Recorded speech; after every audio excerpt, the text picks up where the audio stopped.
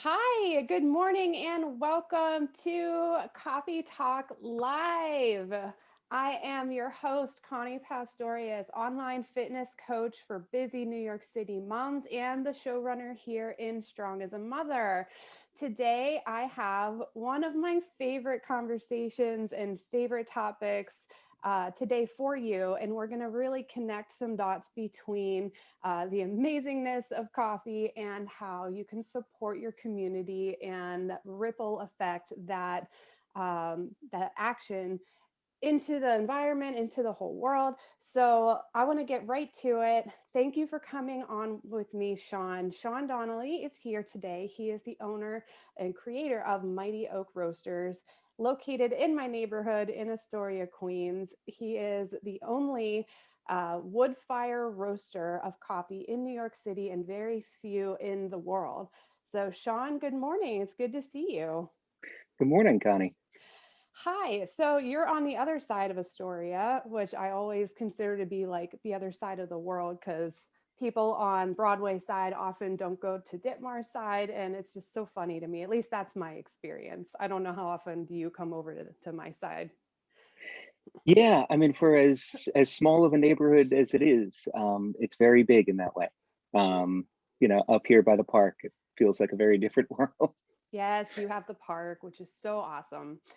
So today I'm going to discuss and we're going to share some really cool coffee information. And I really want to hear more about Mighty Oak because it's this coffee company that I didn't know too much about. I think I visited once before lockdown happened. Again, other side of the road for me. But when I started contributing to Lifeline Groceries and getting that CSA subscription that we talked about a few weeks ago, I recognized Mighty Oak as one of the add ons. And that's really how we connected today. So, this discussion around putting your money where your mouth is as far as wanting to support your community and that impact that it makes, I think there's a really cool connection here. So, we're going to go right into it. So, if you viewers are watching live, if you have questions about Mighty Oak, about anything there is to know about coffee, this dude is an encyclopedia. He knows so much about coffee culture, coffee history, myth, legend. So ask your questions. We'll get to them at the end of the conversation. But first, foremost, Sean, what are you drinking this morning? Let's see. Right now, I'm enjoying an Americano made with one of our single origin Guatemala coffees, La Inteligencia, which I, is me too. Tell us about it. You can tell us more about it than I can. yeah. So this is from the Huehuetenango region, pretty high up in the mountains. Farmer named Itiel Vasquez, who's been in coffee most of his life, came to the US for a little while, moved back to Guatemala to start a farm, and grows amazing coffee. It's that like amazing Guatemala profile that's like super chocolatey with just a little bit of like tropical fruit. It's one of my favorites. It's so good, so good. And what's funny is that when I met with you a couple of weeks ago, I said, "Give me a couple of your favorites. This is the general tasting profile I love," and I started drinking all of them. And I started with the Reds, which was a Nicaraguan coffee, and my husband was immediately like, this is really good coffee. This is one of my favorites because we've had the house blend before, which is good. But the single origin, that's something extra special. And then we opened La Inteligencia, and he's like, no, this one's my favorite. So I have a sneaky suspicion that anything I give him, he's just going to keep loving and loving, which is great. And I couldn't agree more. I did mine in pour over, which Mm. you so kindly pointed out to me is a fancy drip coffee maker, but I don't care. I still love it. And it takes up less space than I'm Mr. Coffee. I'm a big fan of pour over myself. I grew up doing it. We never had an actual like drip coffee machine. I grew up like with a Melita funnel. I'd make a pour over every morning. That's awesome. So let's go right into it. I'm so excited about this conversation. Tell us about how you got into coffee. I want to hear the origin story of how this coffee company came to be, because it sounds like with the wood fire roasting, you're doing something that's probably more challenging and more far more detailed to do, but you're creating something really special. So tell us about how that started.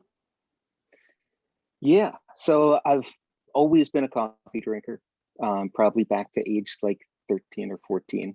Um, and on our side of Astoria, way up here, there wasn't like great coffee on our avenue in our immediate vicinity. It'd be a couple blocks, couple avenues north, couple avenues south. There were good shops, but nothing right around us.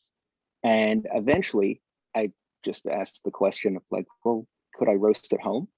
And I ordered some green beans and set up with a cast iron pan on the barbecue, and that was the start of it.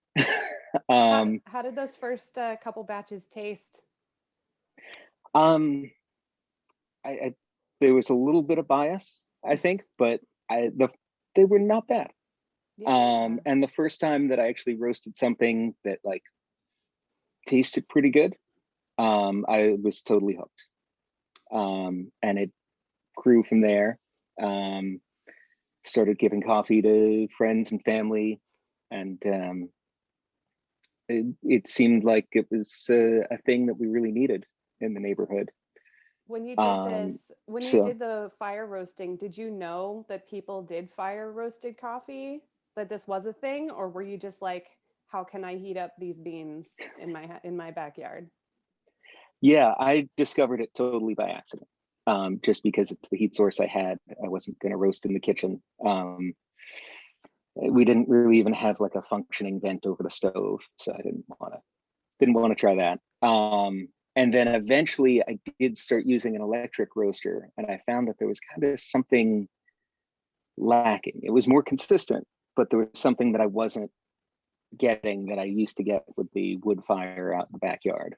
Um, and then started to do some research and found out that there's a small number of roasters in the US and also around the world that actually feel the same way.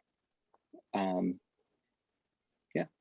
So was this like like, did your friends and family say like, you're onto something here, you should open a shop? Or is this something that you intrinsically were like, I'm absolutely obsessed and in love, and this is something that I want to do and share with everybody? Um, it was a it was a bit of both. Definitely some positive feedback. And definitely, then friends of friends asking like, "Oh, well, when are you roasting next?" Um, and then we realized pretty quickly we weren't going to be able to keep up with it roasting in the backyard. We were going to have to find a space, get a real roaster.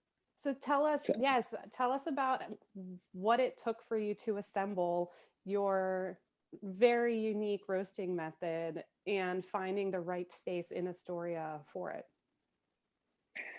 yeah. So we partnered with a friend from the neighborhood who also I had been in this vicinity for quite a while. We had been saying like, "Hey, wouldn't it be great if something opened up right around here?" And then one day something did. There was a pizzeria on the corner that we're in now that was not the best. Um, We won't they say its name. closed down. Yep. Um, so we took over. Um, that was a learning experience, and I spent about a year and a half building out the space to what it is now. Um, that includes getting a roaster delivered from Tel Aviv that was made for us for that space. That took about 8 months or so from placing the order to when it actually arrived. Um, there, there was one other of that particular machine in the US at a school up in Vermont. That's really funny that you mentioned to me before that you had this thing imported from Tel Aviv. I have I have a friend in my online coaching cohort who we happened to go to the same university way back when, but we were a couple years apart, so we never met. But he wore a University of Pittsburgh hoodie on, and I was like, oh, hey. So we connected that way, but he lives in Tel Aviv right now. And I mentioned that you imported this thing from there, and he's like, I can't believe that you said that. I probably know the exact person that you bought that from because it's such a rare thing. Yeah. And I was like, what And an insanely small world. And so cool. So cool. So you took a very funny. pizza shop that already had the proper ventilation systems needed, and you set up on this beautiful corner right down the street from your home. And that was in 2019, yeah? Yeah, we opened May 18th, 2019. Um, Oh, of course, you know the day, and your anniversary is coming up. Never forget that one. Yeah, That's yeah, not too awesome. far out from 2 years. Okay, so 2019, you set up, and I'd been inside the coffee shop before any of this happened. Like I said, I think I was there once, and I was amazed at the detail of the decor, the woodwork. So Mighty Oak, this is something like coffee isn't your only thing. You're actually into woodworking as well, yeah? Yeah, yeah. Woodworking has been a hobby and a passion of mine for a very long time. Um, so I was definitely excited to have the opportunity to build, some interesting pieces for the cafe. And that's really So cool knowing that like every piece in this thing that you've created has a story and there's a reasoning for it because there's a very anybody can get a loan and rent a space and open up a coffee shop and start pouring shots. It's not that difficult to start serving coffee, but you took the long route and the more interesting route and chose very intentionally of how to decorate your place, how to set up the shop, where you wanted the shop to be. And also, you were making conscious, ethical choices with where you're getting the coffee from. So, tell me a little bit about how you decided to approach sourcing your coffee beans. yeah, it's a huge part of what we do. Um,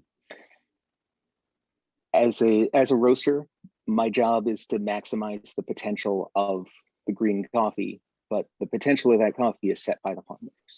The work that's done at origin is what really sets the potential for what that coffee can be. It's my job to not mess it up. Um, so that means working with producers that are making great coffee, but also doing it in a sustainable way. And to us, that meant a focus on trading as directly and transparently as possible. Um, Working a lot of times with pretty small farms. There was a there's a micro lot from Colombia we have coming on later in the year. That last year we bought the entirety of that farmer's harvest, which was 3 bags, and it was amazing coffee. Um, and those are the sort of partnerships that we look for, where we can have sort of an outsized impact um, for one small community at origin.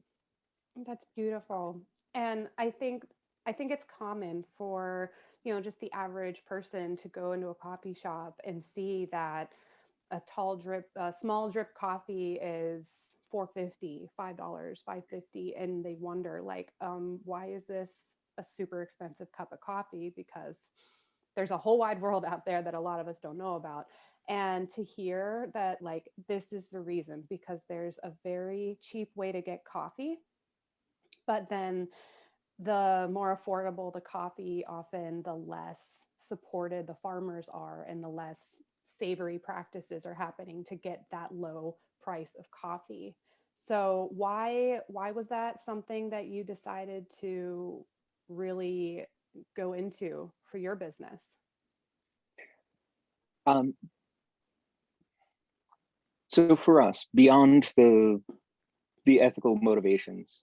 Um, we're looking to serve really good coffee, and really good coffee comes from smaller farms that are really putting in the effort um, to make the best possible product that they can. And the best way to support them and to support specialty coffee as a whole um, is to make those choices to pay a little bit more, to make sure that they're actually able to sustain their farm both financially and environmentally. Um, just insisting that they use organic practices and then not compensating them for it isn't really sustainable. Coffee on a large scale is traded as a commodity on like the New York exchange, like everything else. And that price that's sort of set by the exchange doesn't really correlate to what the farmers actually need to live and what they need to keep growing coffee and to get the next generation interested in continuing to grow coffee. It takes a while for a coffee farm to really start producing great coffee consistently year after year. So it really is a generational thing. And you talked about this with me a little bit about uh, farmers trying to get farmers to convert from farming the cocoa plant to coffee beans. Tell us a little bit about that, because I think that it has tremendous impact and is a really interesting thing to know about the coffee industry. Yeah. So actually, right now, I'm participating in a virtual sourcing trip with our friends from a group called Coffee for Peace, which is run by the FNC, which is the Colombian Federal Coffee Group, as well as USAID, with the mission of giving farmers a sustainable future through coffee, to combat drug and political related violence that is still very, very prominent in the producing regions of Colombia. So what is kind of the process? And this is just like a little tangent off of like our conversation, but I still think it's really interesting. Like, how does a coffee, and tell me if you don't know this 100%, but how does a coca plant, all right, cocaine manufacturer, cocaine plant, um, how does a farm go from selling or from growing and selling that to, safe, legal, better practices like growing coffee? Yeah. So unfortunately, what ends up happening a lot is farmers will end up growing coca because they don't really have another choice. Um, it could be that cartels will just come in and say, you do this now. You have to do this now. Or it could be that it's the only financially viable crop that they have. It grows like crazy. It'll start producing leaves within the year. Whereas specialty coffee, like a really good Arabica plant, will not start producing anything meaningful for about 4 years. So that's a lot of time invested Mm-hmm. to take a big risk, and these largely people are living month to month on this. So to commit to changing over for 4 years of making basically nothing is a big commitment for them. So that's where groups like Coffee for Peace and USAID, the FNC come in to provide support for farmers to say, okay, we can get you a loan at a low rate. We can help you with fertilizing techniques. We can get you seedlings. We can provide education to provide farmers with an opportunity to get away from what is otherwise a very, very violent, very dangerous trade, where the cartels make all the money and the farmers take on all of the risk and all the Yeah. violence. Yeah. So then your role here is kind of like an investor then? Yeah, yeah. We sort of look at our relationships with farmers as our partners, right? Mm-hmm. We can't bring good coffee to our neighborhood without the work that they're doing in theirs. So it's a mutual exchange, and it's something that carries through all the way down to, like, on our packaging, on our single origin coffees, you'll see the name of the farm owner. Um, we're happy to provide any and all information that you might want to know about the coffees that we're bringing in, um, because it's to us a very important part of the story. Um, yeah, That's awesome. I love that so much because you're taking something that people kind of just associate as being hot bean water and buy the most tolerable cup at the lowest price and saying like no, there's a story, there's a family, uh there's war, there's crime, there's a lot that goes into creating this beverage that we have just started quadrupling our consumption of, if not more. I've had this conversation with my neighbor. She came to New York City in the 70s, and we were just discussing the evolution of life in New York. And she works on Broadway. She's a stage crew manager. So she said that the actors and the performers lived on coffee and cigarettes, and back then there wasn't a Starbucks on every corner. I think people maybe 5, 6 years younger than me don't know a life without Starbucks being there. I'm 33. So the younger millennials, Generation Z, they don't know life without high quality coffee. It used to be Dunkin' Donuts, and not the new Dunkin' Donuts. It was just crap coffee, bodega coffee, the very low budget, uh, inexpensive hot bean water, like I call it.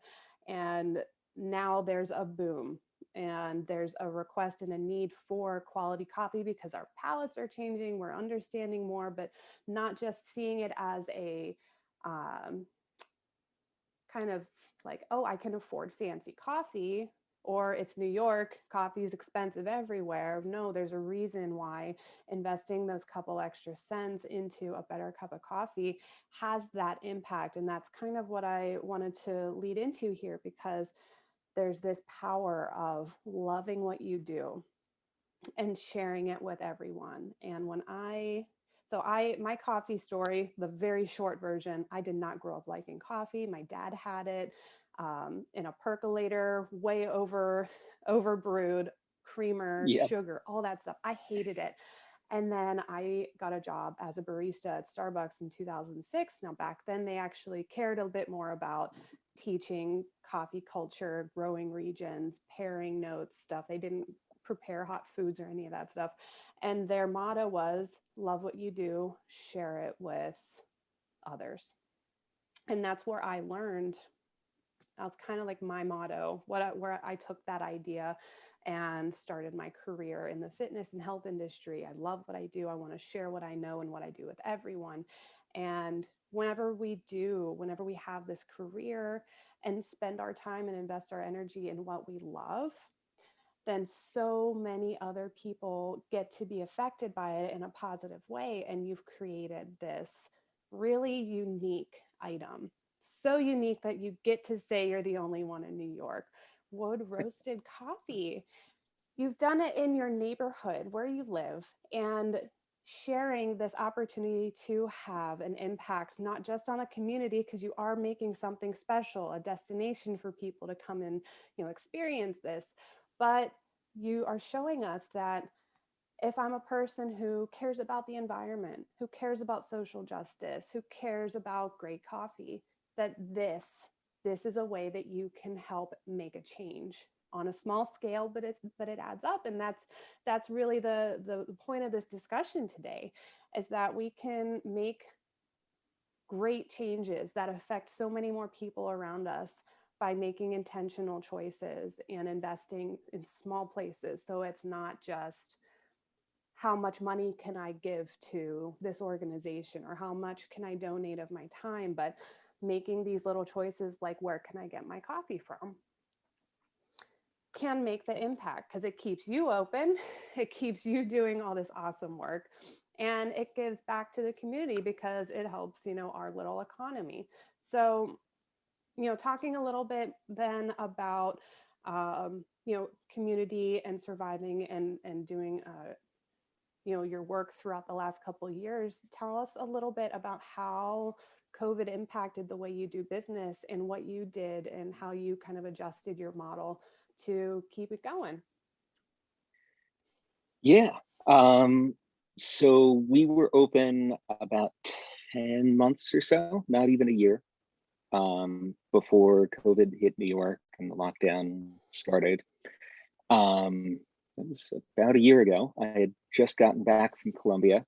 When I left, there were no cases on the East Coast. There were 2 cases out in Washington State. Wasn't really on the radar. And then within a week of getting back, we made the tough choice to close the cafe. State and city guidance was sort of coming out slowly, and no one really knew what was happening. And I mean, if you remember back then, we didn't even know that we were supposed to be wearing masks. So we sort of, a little bit before we were told that we had to, we just looked at the situation and said, we need to close the cafe. It's the safest thing for everyone, the staff and our customers. Until we know more, we don't need to be creating another vector. And it was really tough. We have a staff of about 10 people. So that's, our first concern, is what are we going to do for them? And we transitioned to selling beans online, and delivering locally, and the support that we got from the community was fantastic. We were just totally overwhelmed, and we were able to keep roasting and keep selling coffee. And then once we started getting into summer and conditions started to stabilize a little bit, we looked around and we realized we could set up a takeout window and be able to still serve coffee, but do it safely. And we really lucked out that our layout, which definitely didn't have this in mind, sort of lends itself to sort of, an order window and a pickup window. And yeah. It's a really So beautiful setup too. Your woodworking skills even shine right on the countertop. Yeah, those, I think I might have told you, those windowsills actually came from a maple tree in our backyard, about a block away from there. That's such a cool story. I love So little it's stories about like as that. local as it can be. Yeah. I'm the person that'll watch like the antique TV shows and hear the whole story of where this thing is from and why that particular pattern is special. And I think that's just beautiful.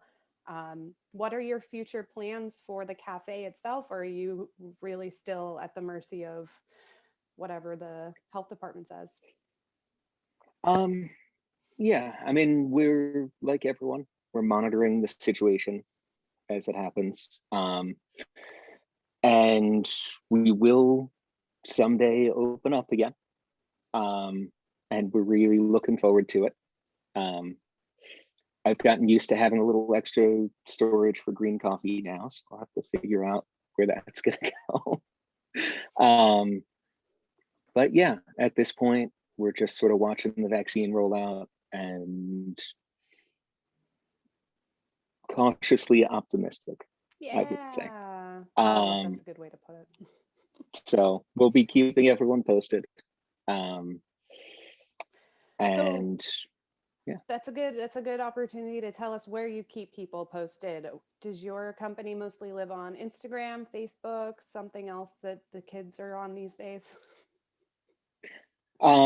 Yeah, primarily Instagram is probably the best way to keep up with what we're doing. We do also post to Facebook, um, and our own website. You can sign up for a mailing list there. And we do have an online shop. We do ship most days of the week. So if you're outside of New York, or if you just don't feel like leaving the house, you can order beans to be delivered that way. Excellent. Oh, that's so good. And I'm cautiously optimistic too because I just I love your space and I love your mission and your values as far as creating amazing coffee um, for the community and supporting just the whole global economy, which I'm always a fan of. So there are two questions we can get to really quick if you have the time. Um, Susie, can you hear me all right? I think I can now. I just lost my headset connection. And you switched over? Yep, Okay, good. So should you be can, back now. good. So the first question is, are there health benefits to drinking sustainable coffee beans um, versus others? Um, well, let's see. Um, like anything, there are definitely benefits to better quality coffees. There isn't a ton of nutrition per se that comes from coffee. Um, so in that sense, you wouldn't necessarily get the difference that you would from produce or other, high quality grains, other food items. But there is a significant flavor difference. And the psychological effects are definitely better The in that psychological sense. effects. If you're Yeah. telling me that coffee is going to work better if it's higher quality, then take all my money. There's That's really just something interesting. about the mental state that comes from a really, really good tasting cup of coffee, And I'm you know. sure, just like any other crop, if it's something that's very, chemical and pesticides heavy to process and the soil quality isn't that great, it's going to make a huge difference versus something that's, grown in smaller batches where the soil quality is managed. And even, I don't know if crop rotation's a thing in the tropical regions. Do they do that? Yeah, I mean, most coffee farms are not exclusively coffee. And it does actually need a certain amount of shade to grow. So generally it's higher elevation, um, in between the tropics, with a good amount of rainfall. That's where you're going to find coffee trees. But they sort of like to grow amongst shade trees. So uh, the really good biodynamic farms will plant mahogany trees and other, large tropical trees that help to maintain the forest around them. Um, so in that sense, there should be a good amount of diversity um, amongst coffee plants. That's great.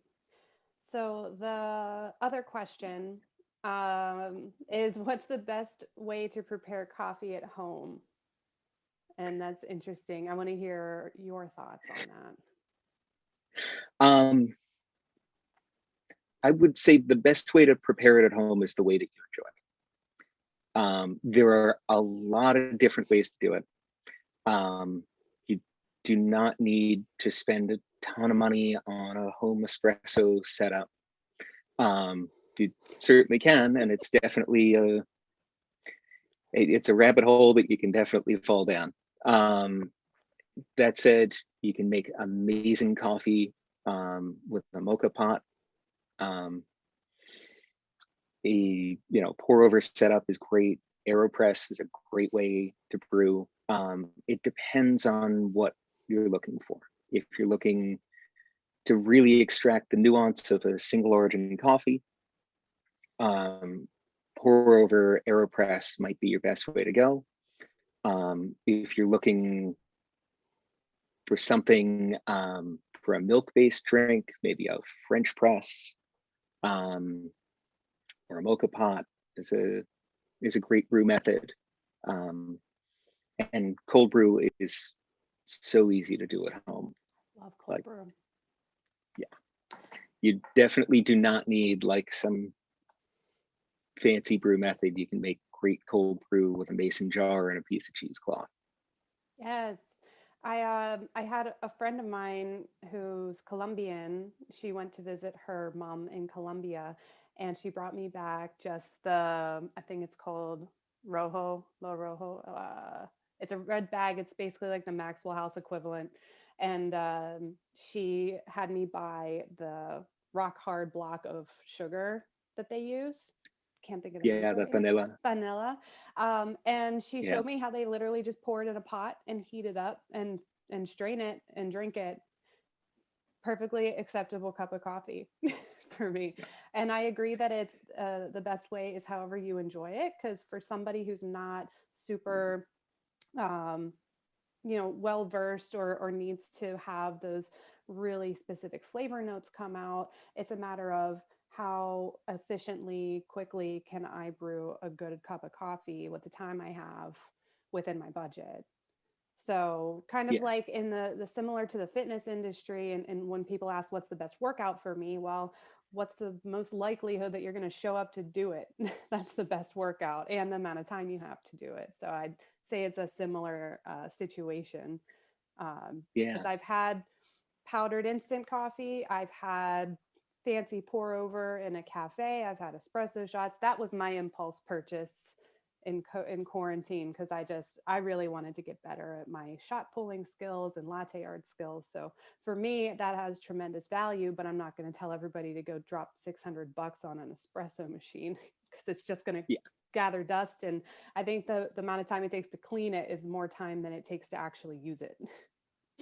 Yeah. Yeah. It's there's a huge world of different coffees, wildly different flavors from different origins, different brew methods, and you can go as far into it as you want, or you can, it's totally fine to just have a cup of coffee and not think too much about it. Just enjoy it. Yeah. Oh, what a nice note to end on. Do you have anything else that you'd want to share, or any fun facts that you'd like to end this conversation with about coffee? Um, I don't know. Anything? What's something people think they know about coffee, but they actually get completely wrong? Um, hmm. So what we know as the coffee bean is actually the seed of a fruit. Oh, Yeah. It actually, what you know as the bean is half of the seed of the coffee cherry. And if you think about it that way, there are certain flavor notes that start to come out. If you've ever had like a natural process coffee, you've probably tasted some of that and get these like very strong fruit notes.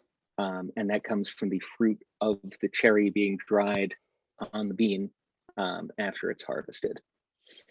do people eat the cherry or utilize the cherry in any way, or is it gross? If it's ripe when it's picked, it can be really good. A lot of times it's made into a tea, often called cascara. Oh, okay. Yeah. Um, and I've seen it made into flour actually and used in baking. Um, yeah. That's interesting. Have you ever eaten anything made with it? Yep. Yeah. What does it I've taste had like? I'm interested. cookies and breads and such. Yeah, it's interesting. It definitely has like it's like a very sweet sort of honey flavor, almost raisiny. Um, yeah. Okay. Oh, what a fun So, fact. So is that just, do they call it coffee cherry flower or cascara flower? yeah, yeah. Cascara flower? Cascara is usually the term for it. Okay. Yeah, you don't see it around all that much, but you will find cascara occasionally. We have one from Nicaragua at the shop that we like quite a lot. Um, Made from a particularly good coffee. It tastes like it has sugar in it. It's that sweet. It's amazing. Oh, I'm going to do some Googling. If there's anywhere that I can find this stuff, it's New York City. Is one Yeah, of the things I love about this town is that if I need an ingredient for something, there's a market somewhere, even in this neighborhood, that is certain to have it. yeah. That's so cool. Wow, they really use all the plant. That's incredible and a very fun fact. So, thank you again, Sean, for sharing all your coffee knowledge and for really creating something special in the neighborhood. Your coffee shop's called Mighty Oak Wood Roasted Coffee. And I think everybody should go out on this beautiful day and grab a cup, say hi to Sean if he's in the coffee shop roasting away, and follow him on Instagram, Facebook, mightyoakroasters.com. And if you're watching the replay, be sure to join Strong as a Mother Fitness for the New York City Mom so you can learn what sustainable health and wellness looks like in our homes and in the communities. So stay strong, everyone. Stay caffeinated. Cheers, Sean. Thank you again for this great coffee talk. Cheers. Thank you, Connie.